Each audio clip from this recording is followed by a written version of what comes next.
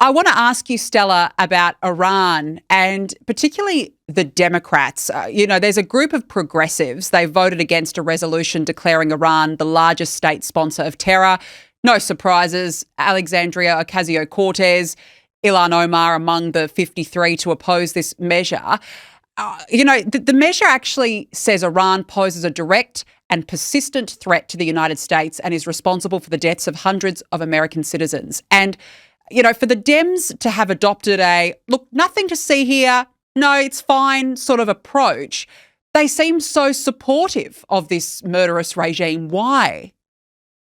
I mean, they pretend to be like they're for human rights. They stayed silent really when, the Hamas terror machine raped, massacred, and stole people. The IRGC brutally murdered, over 35,000 people. That's not a big deal. You would think that would be a big deal, right? I mean, the only difference between what happened in Gaza and what happened in Iran is that there are 90 million Iranians, and then you have millions more in the diaspora. You don't have as many Jews. So the Iranians and the supporters are not letting this one go. So you see videos, on social media, thanking Trump, thanking Bibi.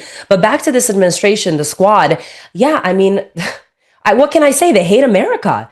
They're pro-illegal immigration. They're pro-terror. President Trump exposed them at the State of the Union address when he basically said, hey, it was brilliant. If you're anti-illegal immigration, please stand up. And they just sat there. And then you saw Ilhan Omar rudely just scream at the president of the United States. I mean, she should be worried about, her state of Minnesota, where the Somalis were basically robbing us blind here, sending money to terrorists like Al-Shabaab. I mean, everything that they do should tell us who they are. I think the Democrat Party literally supports the IRGC. They support the United Nations. Those are the allies there.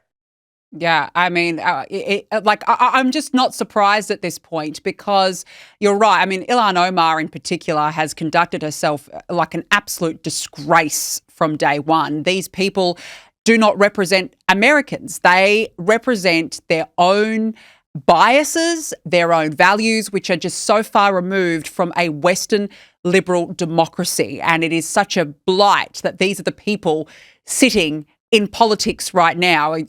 It baffles me. And it's scary because the Democrat Socialists of America, DSA, it's growing. So what's happening is you're having this Democrat Party who's now going further and further left. And now you see the governor of California, Governor Gavin Newsom, all of a sudden he comes out and he's like, oh, Israel is an apartheid state. And I heard him say that. I'm like, wow, why is he saying that? And now I'm hearing that he might go on Hassan Piker's podcast. I'm like, oh, this makes total sense. He wants to run, which there's word for president 2028, and he's pandering for those votes. So the Democrat Party is no longer the Democrat Party that people know. Now you have to pander to this DSA, which is the left of the left.